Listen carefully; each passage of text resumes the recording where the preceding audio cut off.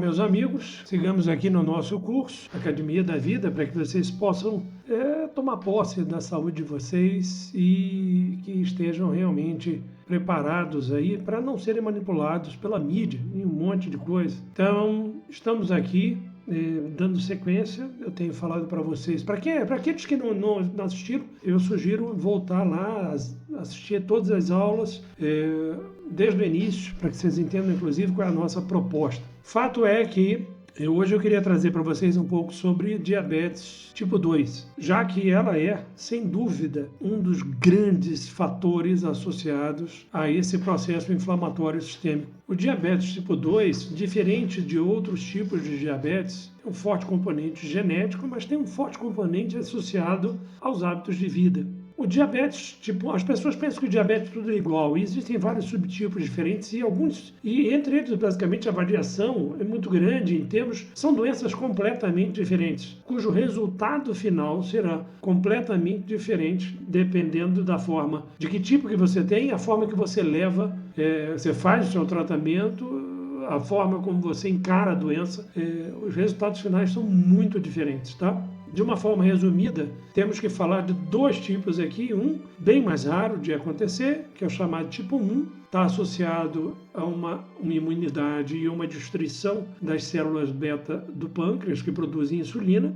Há algumas relações, há uma relação com, por exemplo, a infecção por Coxsackie, que é um tipo de vírus. Existem, parece que pedaços de alguns subtipos de Coxsackie que são semelhantes a determinadas expressões de superfície das células beta de pessoas que tenham predisposição àquilo. Se ela pega o Coxsackie, ela produz anticorpo contra o Coxsackie e esse anticorpo, aí ela vence a infecção, mas aquele anticorpo acaba por atingir também as células pancreáticas e, consequentemente, o indivíduo vai tendo um esgotamento, uma destruição, uma morte dessas células e ele vai ficando o que a gente chama de insulinopênico, ou seja, há uma queda na produção de insulina, penia, queda, tá?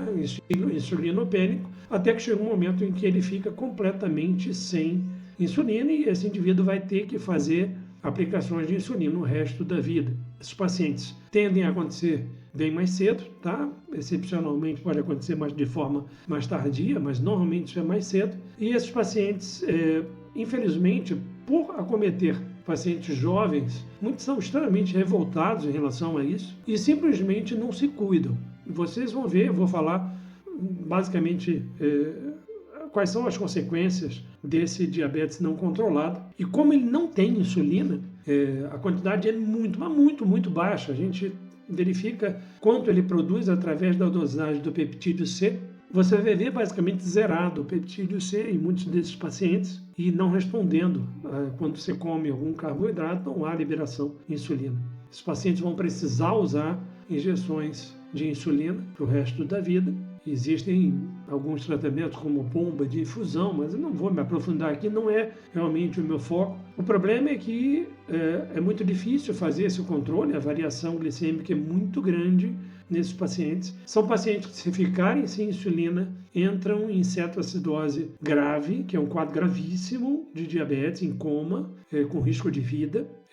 Então precisam fazer uso contínuo, mas infelizmente o que a gente vê na prática é que a grande maioria, a gigantesca maioria, não arregaça as mangas e faz o que realmente precisa, colhendo o fruto desse descontrole muito cedo. Eu diria que todo paciente com diabetes tipo 1, ele tende a colher frutos, tá? Ruins. Mas, sem dúvida, você consegue jogar isso lá para frente. Você consegue adiar muito fazendo um controle adequado, glicêmico, uma alimentação adequada, um ganho de massa muscular através de exercício físico, quer dizer, através de determinados hábitos de vida, esse indivíduo consegue jogar bem lá para frente complicações. A forma como ele trata, ele acompanha com os médicos, sempre ficar 2, 3 passos à frente. São pacientes que precisam de uma antioxidação muito forte, então é bom ter um médico que saiba mexer com antioxidação. Mas, como em jovens, muitos são revoltados, não aceitam aquilo porque sentem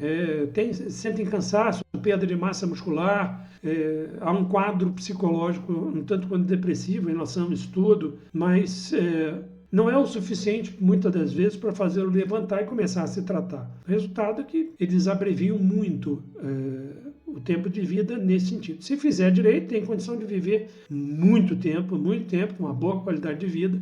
E isso está muito atrelado a esses hábitos de vida, a esse controle adequado e com um bom médico para acompanhá-los. Então, esse é o tipo 1, tá? Mas o que nos importa aqui é muito mais é o tipo 2, porque ele tem um fator genético também, ele é o que acontece mais tardiamente e ele é muito difundido na sociedade, ele tem na população. Existem algumas populações que têm uma predisposição maior, tá? Você vai ter, por exemplo, os índios Pima são predispostos, existem vários. Você vê determinadas etnias que têm uma tendência ao ganho de peso, até uma quantidade muito grande de tecido adiposo, os pacientes tendem a ter uma incidência maior. E vocês vão ver, então tem um fator genético, mas sem dúvida os hábitos de vida desse indivíduo vão pesar muito mais, tá? Quais são os riscos, né? Os riscos, principalmente, se o paciente for obeso, ele tem uma tendência. O que acontece é que esse paciente começa a ter a insulina, ela não faz o efeito adequado, de uma forma bem simplificada, tá, gente? Porque aqui eu não quero que vocês se transformem em grandes pesquisadores, mas que vocês entendam. A insulina não age 100% naquele receptor, o efeito não é completo. Consequentemente, o indivíduo aumenta a quantidade de açúcar no sangue. O fígado, ele tenta dar um jeito e aí aquele negócio, a insulina não consegue botar o nutriente para dentro da célula, tá? De forma adequada. E aí as células mandam uma mensagem para o fígado de que está baixo o açúcar dentro da célula. O açúcar fora está alto, mas dentro da célula está baixo. Então eles avisam o fígado e aí tem um grande problema. O fígado começa um mecanismo que a gente chama de neoglicogênese, que faz, eles começam a pegar outros nutrientes e transformar em açúcar. E isso, que é um mecanismo razoavelmente comum de se fazer, ele faz reserva hepática na forma de glicogênio, mas como há uma sinalização de que o nutriente, o açúcar, não está entrando na célula, o que ele faz é estimular essa produção, essa transformação hepática, por exemplo, de aminoácidos em açúcar e assim vai. Vias metabólicas que acabam piorando, aumentando o processo. Como o indivíduo tem insulina, em algum grau ela funciona, ele não faz cetoacidose. É muito raro acontecer uma cetoacidose. A cetoacidose ela acontece muitas vezes em pacientes com tipo 1 em níveis muito baixos, coisas do tipo 220 de glicemia, o indivíduo pode estar fazendo já o início de uma cetose. Já nesses pacientes, como ele tem uma quantidade de insulina e em algum grau ela funciona, o que você vê é que eles toleram uma hiperglicemia muito maior. Eu já vi pacientes entrarem no meu consultório com 1000 de glicemia e andando, conversando, na verdade, porque eram pacientes extremamente desidratados, que numa situação dessa você muda toda a osmolaridade sanguínea, quer dizer, o gradiente de diferença de osmolaridade entre o tecido subcutâneo e o tecido entre os vasos, né, e ao mesmo tempo o próprio vaso sanguíneo. Então são pacientes muito desidratados, perdem muita água, urinam demais. Por quê? Porque o corpo tenta eliminar isso. Urinando, é o quadro que normalmente abre. Aí com 3-4, urinam à noite, a gente chama isso de nictúria. Então vai 4, 5, 6 vezes urinando à noite, ele aumenta o ritmo de urina, ele vem desidratado, vem perdendo peso, porque os nutrientes não entram na célula, está funcionando de forma inadequada e o indivíduo mantém níveis muito altos de açúcar. Esse é um problema, inclusive, porque ele tolera esses níveis muito altos a curto prazo, né? A longo prazo, isso vai fazer uma série de complicações, aumentando. São pacientes extremamente inflamados. Durante muito tempo, essa glicemia vai sendo controlada, vai sendo mantida nesse formato. No começo, o pâncreas desesperadamente produz mais e mais insulina. Eles têm uma hiperinsulinemia, quer dizer, então ele tem diabetes e tem uma hiperinsulinemia. Ele tem muita insulina no sangue. Mas com o passar do tempo, 10 anos, às vezes menos até, esse pâncreas se esgota e o indivíduo passa a ser insulinopênico, ou seja, o pâncreas começa a perder a sua capacidade de produzir insulina. Até porque esse açúcar alto no sangue, ele é tóxico para a célula, da célula pancreática. Então, A gente chama isso de glicotoxicidade, aumentando o processo e agravando. Então, o caminho final da gigantesca maioria dos tipo 2 são pacientes que vão acabar evoluindo para uma insulinopenia, uma baixa de insulina, e vão ter que usar insulina. Eles têm a mesma dependência da insulina como tipo 1? Não. Mas eles vão acabar tendo que usar. Quer dizer, se você conseguir, sem dúvida, empurrar isso para 10, 15, 20, 30 anos à frente, sem dúvida é qualidade de vida para você. E isso é uma das coisas que eu falo para todo paciente tipo 2 que chega. Eu digo, cara, você tem que prestar atenção. A gente tem que cuidar agora para jogar, manter uma reserva desse teu pâncreas o maior tempo possível.